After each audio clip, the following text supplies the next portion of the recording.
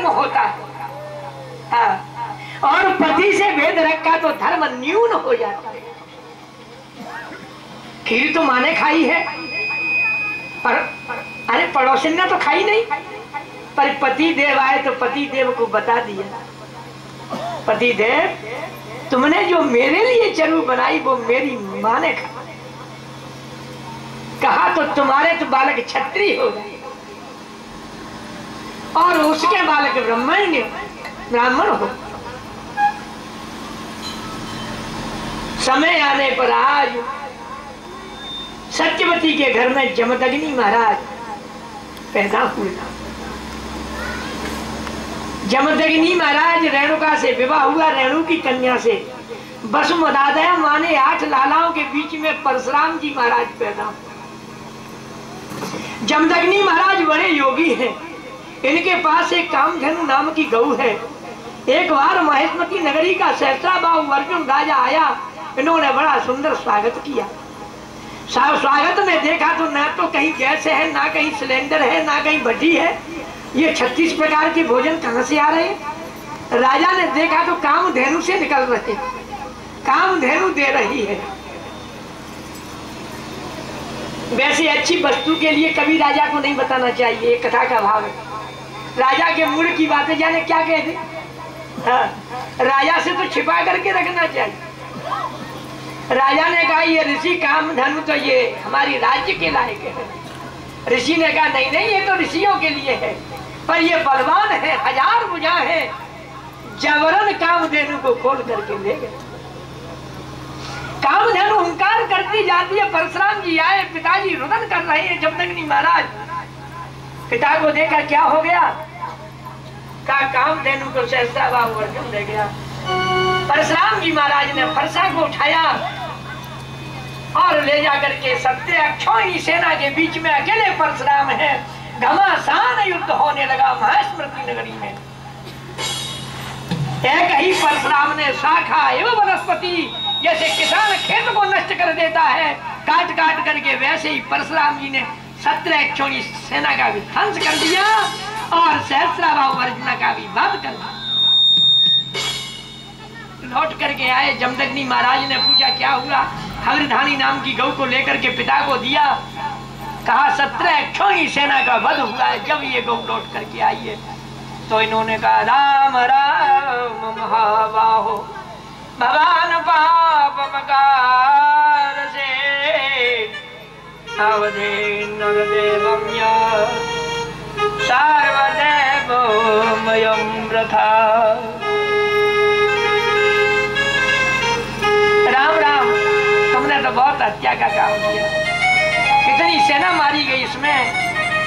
अब तो तुम इस हत्या का मार्जन करने के लिए तीर्थों में जाओ, गंगा में स्नान करो। ये तीर्थों के लिए चले गए। 1 वर्ष में लौट कर गए। संवत्सरम तीर्थयात्राम चरित्राश्रम, आश्रम पर आए।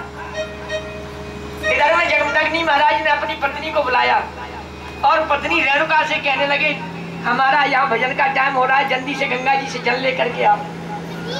ये गंगा जी में जल लेने के लिए जाती है तो वहाँ गंधर्व कीड़ा हो रही है। नग्न अवस्था में वहीं खड़ी रही। देर हो गई पूजा के लिए। जब नहीं आई तो इन्होंने पूछा इतनी देर कहाँ लगाई, सरिता तो पास में है, इतनी देर कहाँ रही। तो इन्होंने झूठ बोल दिया, बताया नहीं। जब ध्यान दे करके देखा तो इनका जो शरीर में भाव है वो समझ में आ गई। सब भाइयों को बुलाया, कहा ये माता तो मारने के लायक है, इसको मार दो, इसके भाव ठीक नहीं है। किसी भाई ने इस वचन का पालन नहीं किया। परशुराम जी आ गए। परशुराम जी को बताया तुम्हारी माँ ठीक नहीं है, इसको मार दो। परशुराम जी ने एक ही फरसा लगायो और माँ की गोविंदायो, माँ का वध कर दिया। जमदग्नि महाराज बड़े प्रसन्न हुए, वरदान मांग लो परशुराम जी मैं प्रसन्न हूँ। भाइयों का भी वध कर दिया परशुराम जी ने। पिता की आज्ञा का न पालन करने पर भाइयों का भी वध कर दिया। बापरे हतानाम रामोपी। परशुराम जी वरदान मांग लो। कहने लगे तो यही वरदान है, मेरी माँ और मेरे भाई जिंदे हो जावे और इनको याद नहीं रहे कि हमको किसने मारा। ये ये परशुराम जी महाराज अब कहने लगे, स्वामी सुखदेव जी महाराज बताने लगे, इसी वंश के बीच में प्रूर्वसा पुत्र आयुतंजो भवन सुता, सबसे बड़े यहाँ पुरूरवा महाराज के पुत्र आयु, इसी वंश में नहुष हुए और नहुष जी महाराज के याति नाम के पुत्र हुए, अपने ही देश के राजा बने। याति जी महाराज एक बार जंगल में शिकार खेलने जाते हैं। इधर में गुरु शुक्राचार्य की पुत्री देवयानी, दैत्यों की कन्या शर्मिष्ठा 1000 सखियों के साथ में जंगल में विहार करने जाती हैं। जंगल में नाना प्रकार के पुष्प बगीचों के फूलों को तोड़ रही हैं। दिन के जब 12 बजे इनको याद आ गई, स्नान बना ले, एक बड़ा सुंदर सरोवर है।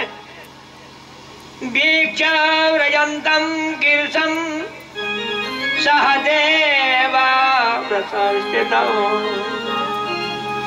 अपने अपने वस्त्रों को तो किनारे पर रख दिया, निर्वस्त्र होकर के इन्होंने स्नान किया।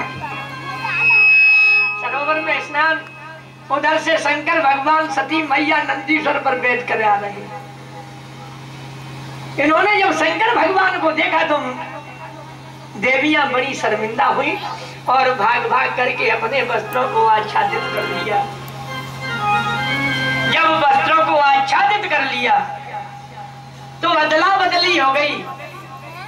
शर्मिष्ठा देवयानी के वस्त्र दैत्य की कन्या शर्मिष्ठा ने पहन ली, ये भूल में पहन ली। देवयानी ने अपने वस्त्रों को देखा तो है नहीं, शर्मिष्ठा के पास में है। दोनों में झगड़ा चालू हो गए। अहो निरी